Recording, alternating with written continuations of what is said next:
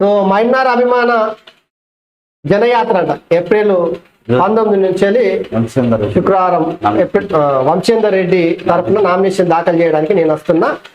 So Revanth Reddy చెప్తా ఉన్నాడు. So పాలమూరులో ఎట్లుంది సాయి? పార్లమెంట్లో చూసుకుంటే బీజేపీ వర్సెస్ కాంగ్రెస్ ఉంది. బీఆర్ఎస్ పార్టీ నామమాత్రం అన్నది. అసలు బీఆర్ఎస్ పార్టీ ఎవరు देखते కూడా देखతలేరు. అది ఒకప్పుడు బీఆర్ఎస్ పార్టీకి ప్రచారానికి పెద్ద పెద్ద వాహనాలు వాడేటోళ్ళు, ఆటోలలో అయితే నిజంగా బీఆర్ఎస్ పార్టీ మొన్న కేసీఆర్ ఏది మన మెదక్లనా మెదక్ వెళ్ళి మన సుల్తాన్పురా సరే ఈ జహీరాబాద్ మెదక్ పార్లమెంట్ ఎన్నికల సందర్భంగా వెళ్ళినప్పుడు అక్కడ మాట్లాడాడు. సర్వేలు చెప్తున్నాయి కాంగ్రెస్ పార్టీకి 2 సీట్లు కూడా రావంట, ఏడాది లోపే రేవంత్ రెడ్డి సర్కార్ ఊలిపోతుంది, ఇట్లాంటి పార్టీకి ఓటేస్తారా?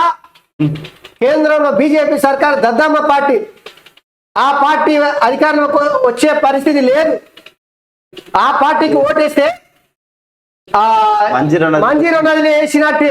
ఇగో గిట్లా చెప్పుకోవచ్చండి. పార్టీ ప్రస్థానమే ప్రశ్నార్థకం. ఒక్క సి ఓటర్ సర్వే చెప్తే ఏబిపిసి ఓటర్ అనుకుంటా మొన్న బయటకు వస్తే ఒకటి గెలుస్తుందంట. ఒకటి కూడా కష్టమే. ఇక మిగతా అన్ని స్థానాల్లో సెకండ్ ప్లేస్ కాదు, 3rd 4th ప్లేస్ లలో ఉంటుందట.